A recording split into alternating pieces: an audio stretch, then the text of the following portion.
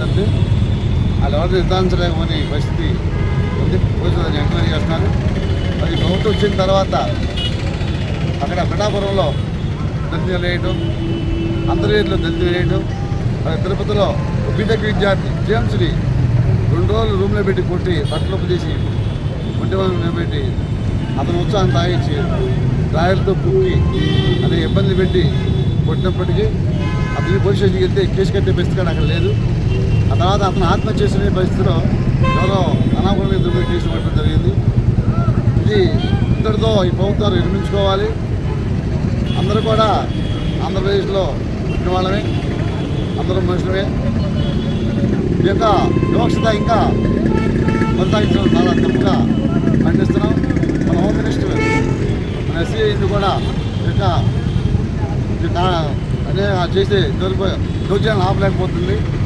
ప్రభుత్వం ఇప్పటికైనా దళితులపై దాడుల్ని ఆపి వాళ్ళని న్యాయం చేసి కోరుతున్నాం.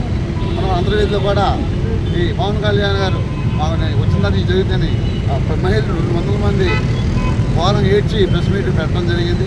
ఎంతో వచ్చి అంతర్వేదికి కానీ అటు వచ్చి పిఠాపురం కానీ వెళ్ళి పాటించిన దుస్థితి లేదు ఈ డిప్యూటీ మినిస్టర్. కనుక ఈ అందరూ ఓట్లేస్తేనే మీరు గెలిచారు. పిఠాపురంలో అంతర్వేదిలోనే రాష్ట్రం అంతటా అన్ని వర్గాలు ఓట్లేస్తే గెలిచారు. ఒక మాలనే వివక్ష చూపుతూ ఈ రకంగా చేయడం మేము మాలా మహాతరఫున ఖండిస్తున్నాం. ఇటువంటి మరి పునరావృతం అయితే మళ్ళీ మీకు ప్రభుత్వం కూలిపోయే పరిస్థితి వస్తుందని తెలియజేస్తున్నాం. ఎందుకంటే అంతకుముందు కూడా ముఖ్య గారి పేరు మాలమని ఎడగొట్టి అనేక ఇబ్బందులు పెట్టారు.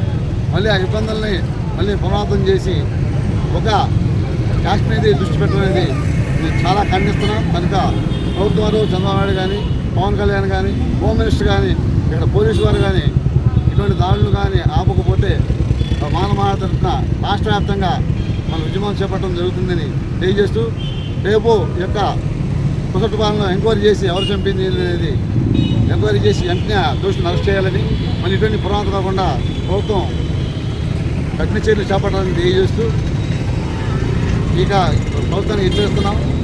ఇటువంటి దాడులు మళ్ళీ పునరావృతం కాకుండా ప్రభుత్వం జై భీమ్, జై అంబేద్కర్.